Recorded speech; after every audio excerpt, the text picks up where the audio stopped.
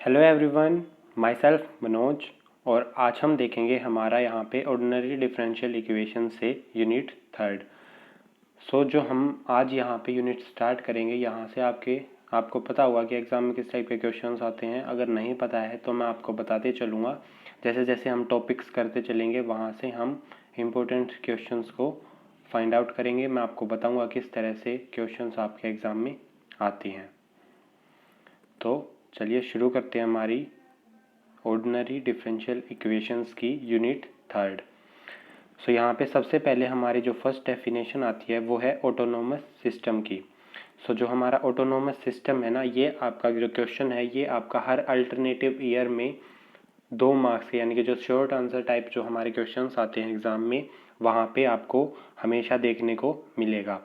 इसकी डेफिनेशन आप अच्छे से समझ लीजिएगा।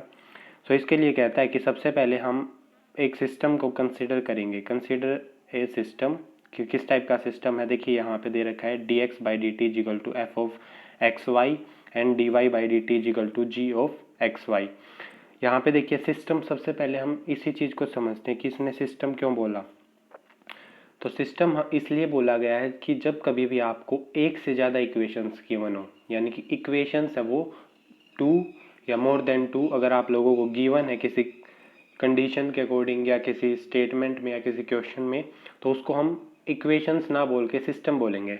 ठीक है, अगर सिंगल इक्वेशन है तो वो इक्वेशन रहेगी, लेकिन अगर मल्टीपल इक्वेशंस आपको गिवन है तो वो साइमल्टेनियसली अगर हम उनको एक साथ देखें तो वो एक सिस्टम का काम करेंगी। तो यहाँ पे ये आप लोगों को एक सिस्टम दे रखा है, यानी कि 2 आपको इक्वेशंस दे रखी हैं, एक dx बाई डी टी की वैल्यू, एक dy बाई डी टी की वैल्यू।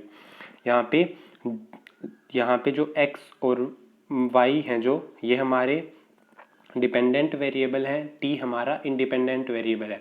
तो यहाँ से हम जब हम dx बाई डी टी को देखते हैं और dy बाई डी टी को देखते हैं तो हमें ये चीज़ पता चलेगी कि जो हमारे x और y हैं वो t के फंक्शंस हैं। ठीक है, x और y जब t के फंक्शंस हैं तो यहाँ पे जो राइट हैंड साइड में वैल्यू होगी x और y की तो वो भी t की फॉर्म में होगी। ठीक है, लेकिन हमारा जो ऑटोनोमस सिस्टम का केस है ना, उसमें यही चीज़ खास है। सबसे पहले देखिए यहाँ पे जो हमें क्या चाहिए, इसके लिए जो हमारा f और g फंक्शंस हमें जो दे रखे हैं वो हमारे कंटिन्यूस होने चाहिए, और जो उनके फर्स्ट ऑर्डर पार्शियल डेरिवेटिव हैं वो भी कंटिन्यूस होने चाहिए। ठीक है, throughout the x y plane, यानी कि कंप्लीट एक्स वाई प्लेन के अगर अकॉर्डिंग हम बात करें तो कंप्लीट प्लेन में हमारे f और g जो फंक्शंस हैं वो कंटिन्यूस होंगे, और उनके जो फर्स्ट ऑर्डर के पार्शियल डेरिवेटिव्स हैं वो भी कंटिन्यूस होंगे।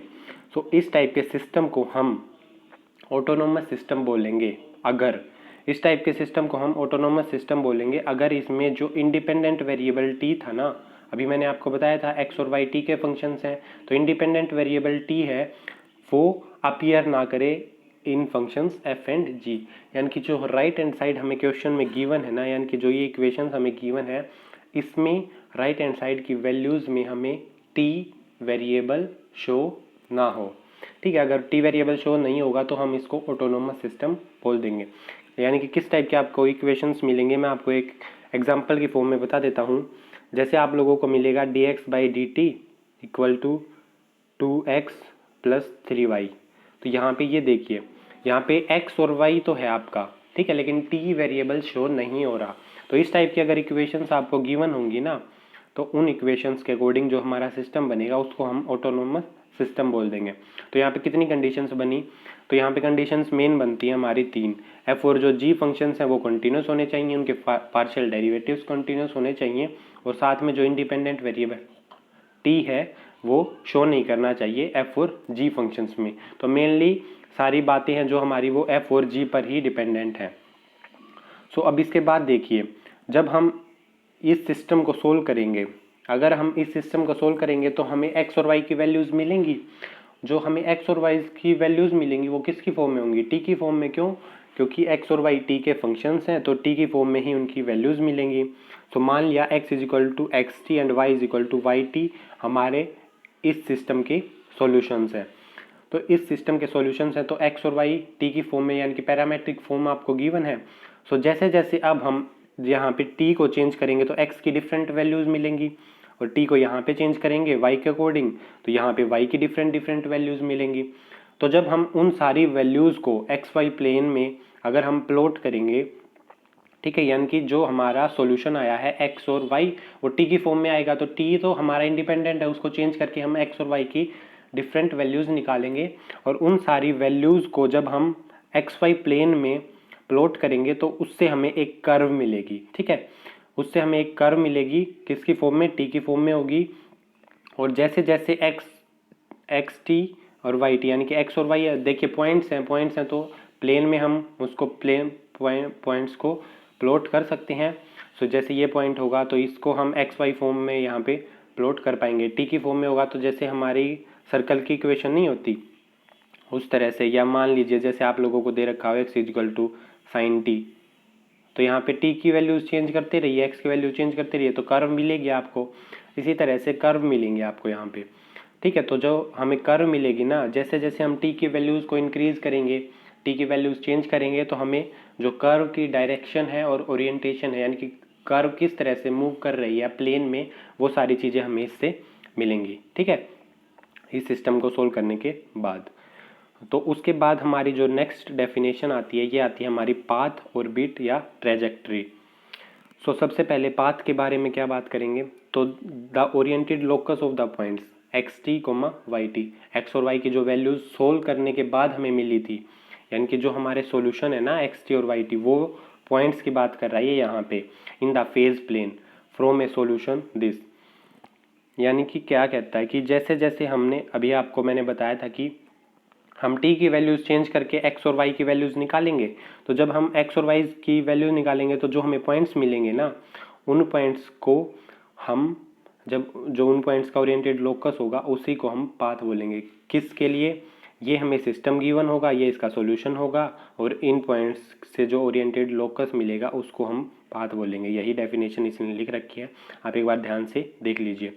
The oriented locus of the points xt, yt in the phase plane from a solution this of the given plane autonomous system। autonomous system आप लोगों को given होगा तभी आप उसको सोल्व करेंगे और उससे पॉइंट्स निकालेंगे, ठीक है। सो ये ऑटोनोमस सिस्टम इसने बता रखा है कि dx by dt equal to F of x Y and dy by dt equal to ji of x Y. So ये सिस्टम है, इसके लिए जो हमारे पॉइंट्स का देखिए ध्यान रखने की क्या है इसमें, सिर्फ ये बात ध्यान रखने की, the oriented locus of points, ठीक है, is called the path of the system. Main चीज़ यही है, कहाँ से आएंगी और किस इक्वेशन, यानी कि कौन सा सिस्टम हमें गिवन होगा, वो चीज़ें तो आप लोगों को पता होंगी कि ऑटोनोमस सिस्टम गिवन होगा तो उसका सॉल्यूशन मिलेगा और उसके सॉल्यूशन मिलने के बाद हम पॉइंट्स को प्लॉट करेंगे, तो उन पॉइंट्स के लोकस को ही हम पाथ बोलेंगे, ठीक है। इसके बाद एक रिजल्ट है, आप लोग इसको याद रख सकते हैं, क्या कहता है कि हम कोई भी एक्स वाई प्लेन के अंदर पॉइंट मान लेंगे अपनी मर्जी से, तो कोई भी पॉइंट होगा उससे कोई ना कोई पाथ ज़रूर पास करेगा, ठीक है। एक पाथ तो हमें ज़रूर मिलेगा जो उस पॉइंट से पास करेगा। तो यानी कि ये पॉइंट है एक्स नोट वाई नोट और यहाँ पे ये इसने एक पाथ शो कर रखा है कि इस तरह से कोई भी पाथ हो सकता है जो इसको पास करेगा, ओके। सो इसके बाद है डेफिनेशन हमारी क्रिटिकल पॉइंट की, ये काफ़ी इंपॉर्टेंट है, यहाँ से भी आ सकती है। उससे पहले आप एक चीज़ यहाँ पे ये ध्यान रखना, पाथ, ऑर्बिट और ट्रेजेक्ट्री, इन तीनों नाम को आप याद रखना, क्योंकि कई बार पाथ ना दे के उसने ऑर्बिट भी पूछा है, ऑर्बिट लिख के भी क्वेश्चन पूछ सकता है, तो वहाँ पे आपको ये चीज़ ध्यान रखनी है कि ये तीनों चीज़ जो तीनों नाम हैं ये इसी के हैं। तो नॉर्मली आपको हर जगह पे जब हम आगे स्टडी करेंगे तो आपको पाथ्स के रिस्पेक्ट में ही बात करेंगे, लेकिन आप ध्यान रखना उसका मतलब ऑर्बिट या ट्रेजेक्ट्री भी होता है, ठीक है। तो उसके बाद हम बात करते हैं अब क्रिटिकल पॉइंट्स की। क्रिटिकल पॉइंट आपकी काफ़ी इंपॉर्टेंट डेफिनेशन है, यहाँ पे ये स्मॉल क्वेश्चंस में भी आती है और लॉन्ग क्वेश्चंस बनते हैं उसमें भी एक पार्ट इसका बन जाता है। किस तरह से पूछेगा, जैसे हमारे आगे पॉइंट्स मिलेंगे कि स्टेबिलिटी अनस्टेबिलिटी पर नोट लिखें, तो उसके साथ में क्रिटिकल पॉइंट की डेफिनेशन वो कई बार पूछ लेता है। सो क्रिटिकल पॉइंट क्या है, सबसे पहले हमें ऑटोनोमस सिस्टम गिवन होगा, ठीक है। उसके बाद x naught comma y naught, कोई भी पॉइंट हम लेके चलेंगे, किस टाइप का, देखिए हम ऐसा पॉइंट लेके चलेंगे यानी कि एक्स और वाई की हम ऐसी वैल्यूज़ लेके चलेंगे जिससे हमारा जो एफ और जी फंक्शंस है ना, वो दोनों फंक्शंस ज़ीरो हो जाएं, यानी कि जो हमारी दोनों इक्वेशंस होंगी ऑटोनोमस सिस्टम की, उनकी राइट हैंड साइड ज़ीरो मिले एक्स और वाई की वैल्यूज़ पुट करने के बाद, तो हमने वो पॉइंट लिया है, ठीक है। तो उस पॉइंट को हम बोलेंगे क्रिटिकल पॉइंट, ठीक है। क्रिटिकल पॉइंट्स के नाम यहाँ पे और भी दे रखे हैं, इसको इक्विलिब्रियम पॉइंट या सिंगुलर पॉइंट भी बोला जाता है, ठीक है। क्रिटिकल पॉइंट आप लोगों को समझ में आ गया, यानी कि ऐसी एक्स और वाई की ऐसी वैल्यूज़ जिससे हमारा एफ और जी फंक्शंस है वो दोनों ज़ीरो हो जाएं, ओके, उसको हम बोलेंगे क्रिटिकल पॉइंट। उसके बाद हमारी डेफिनेशन आती है आइसोलेटेड क्रिटिकल पॉइंट की। आइसोलेटेड, देखिए यहाँ पे आइसोलेटेड वर्ड समझिए आप। आइसोलेटेड वर्ड जब कभी भी आए तो सबसे पहले आप लोगों के दिमाग में ये आना चाहिए कि वहाँ पे एक नेबरहुड एग्जिस्ट करेगी, ओके, एक नेबरहुड एग्जिस्ट करेगी।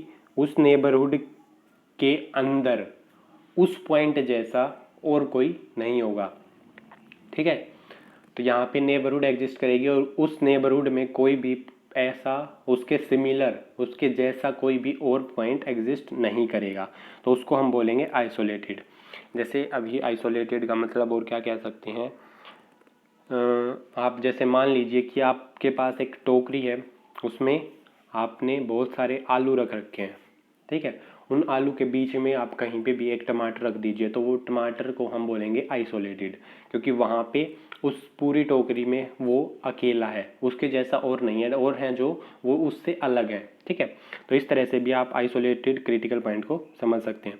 सो इसकी डेफिनेशन क्या है, देखिए, सबसे पहले तो एक क्रिटिकल पॉइंट होगा, क्रिटिकल पॉइंट ही आइसोलेटेड क्रिटिकल पॉइंट बनेगा।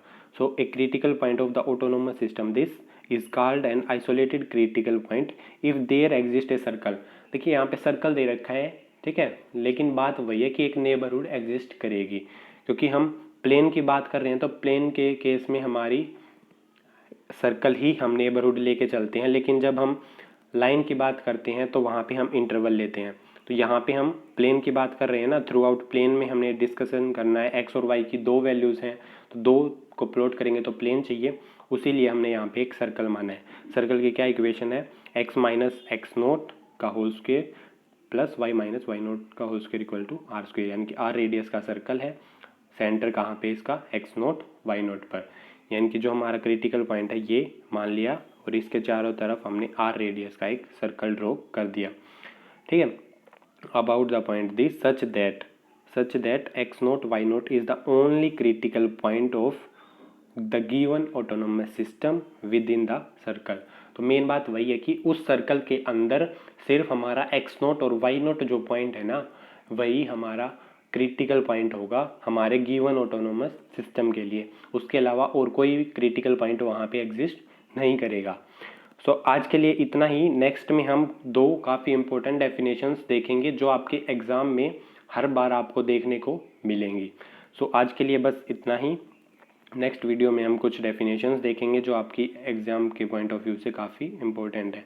सो अगर आपको ये वीडियो पसंद आई हो तो इसे लाइक करें, शेयर करें, और अगर आपने अभी तक हमारे चैनल को सब्सक्राइब नहीं किया है तो चैनल को सब्सक्राइब कर लीजिए, ताकि आप लोगों को हमारी लेटेस्ट वीडियोज़ के नोटिफिकेशन मिलते रहें। So thank you and have a nice day.